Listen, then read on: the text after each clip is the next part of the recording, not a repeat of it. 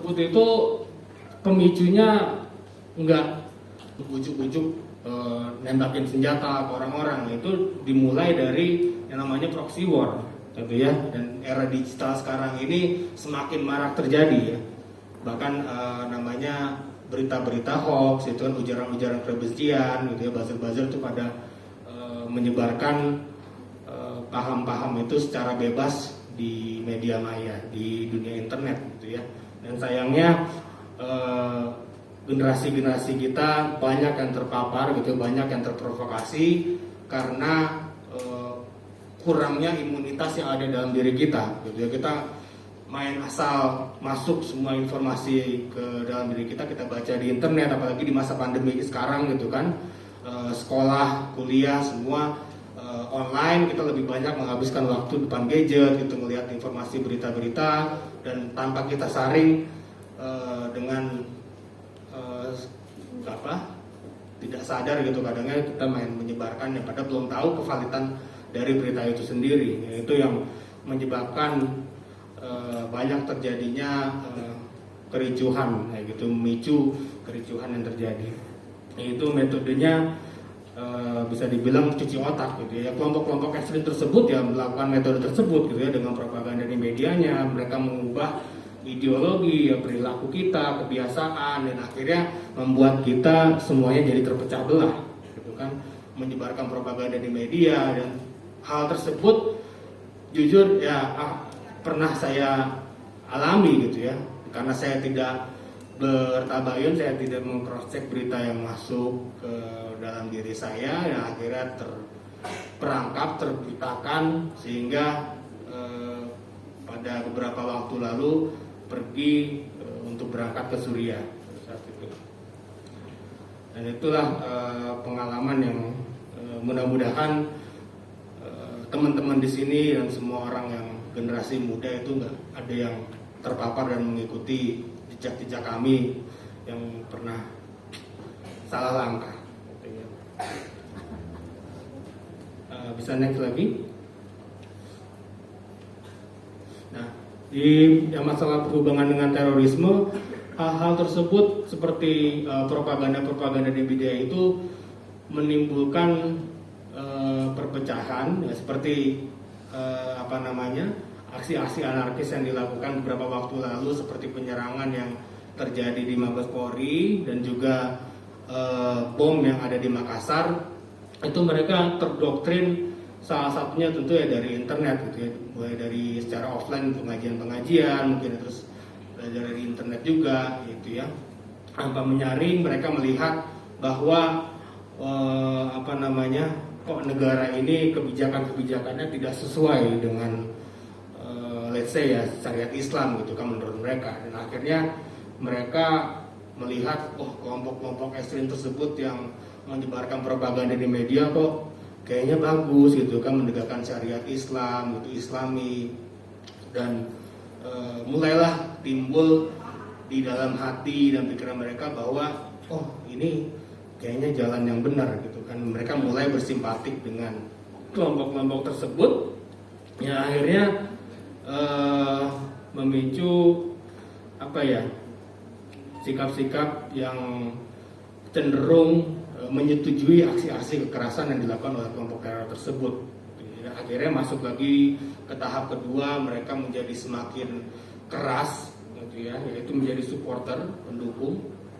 Mereka membantu kelompok-kelompok ekstrim tersebut dari segi contohnya ya finansial, misalkan menyewakan rumah dan fasilitasi untuk bikin bom gitu kan ya, mereka suplai dana gitu ya untuk melancarkan aksi-aksi tersebut. Tapi dengan diri mereka sendiri masih belum berpartisipasi lebih lanjut dalam hal tersebut, sampai akhirnya masuk ke tahap ketiga yang seperti dilakukan si ZA itu ya, Zakia ini di penembakan di Mabes Polri, terus juga di bom bunuh diri di Makassar. Itu mereka sudah masuk ke tahap ketiga yang menjadi seorang militan. Dia sudah sangat keras, indoktrinasinya masuk ke dalam diri mereka, dan akhirnya beranggapan kalau mereka jihad, kalau mereka melakukan suatu menegakkan syariat Islam yang menurut mereka benar itu akan masuk surga gitu ya, yang quote-unquote menjadi pengantin itu bom bunuh diri gitu ya, dengan bertemu dengan bidadari dan sebagainya. Padahal kan nggak seperti itu ya. Kita berjihad itu kan makna dari jihad sendiri kan bukannya kita perang bunuh orang, ngebom orang, itu nggak kayak gitu ya. Kita bekerja dengan sungguh-sungguh, kita membantu orang tua, kita bekerja dengan ikhlas yang mengharapkan ridho Allah, itu kan jihad juga gitu ya. Jadi pemaknaan jihad itu sendiri harus dipahami secara baik, dengan baik gitu ya. Dan mereka salah kaprah gitu ya. Bahkan kemarin juga kan sempat tersebar surat-surat wasiatnya yang di media, kalau mereka mengatakan pemerintah itu togut, pemerintah itu tidak sesuai melakukan pemilu dan sebagainya. Padahal kan pengertian togut sendiri itu kan melampaui batas gitu ya, dalam Al-Quran itu melampaui batas. Dan melampaui batas itu segala hal yang kita lakukan secara berlebihan dan melampaui batas. Ya justru yang togut itu yang mereka, yang pelaku-pelaku itu, pelaku teroris tersebut. Itu kan mereka beragama dengan melampaui batas sampai akhirnya melakukan aksi-aksi seperti itu. Ya kan? Terus bilang presiden togut dan segala macam. Padahal jika dilihat di dalam Islam sendiri gitu ya, di Al-Quran bilang kan dalam menghadapi orang-orang yang melampaui batas, contohnya di Al-Quran itu kan ada Fir'aun, yaitu Nabi mendatangi si Fir'aun dengan lemah lembut gitu kan, berdiplomasi dengan baik, bukan serta-merta seperti yang dilakukan para teroris tersebut gitu ya. Nggak suka sama pemerintah, nggak suka sama presiden, main dibom, main dibunuh, main nusuk polisi di jalan gitu kan. Ya sekarang kita lihat pemerintah di Indonesia ini ada nggak yang sekacau Fir'aun? Itu nggak ada kan. Ya Fir'aun mengaku kalau dirinya Tuhan, nah itu baru disebut melampaui batas. Nah sekarang di pemimpin-pemimpin di dunia saat ini ada nggak yang mengaku dirinya Tuhan? Nggak ada kan? Nggak ada. Ya Pak Presiden yang masih sholat, ya puasa, beliau masih menjalankan rukun Islam lah gitu ya.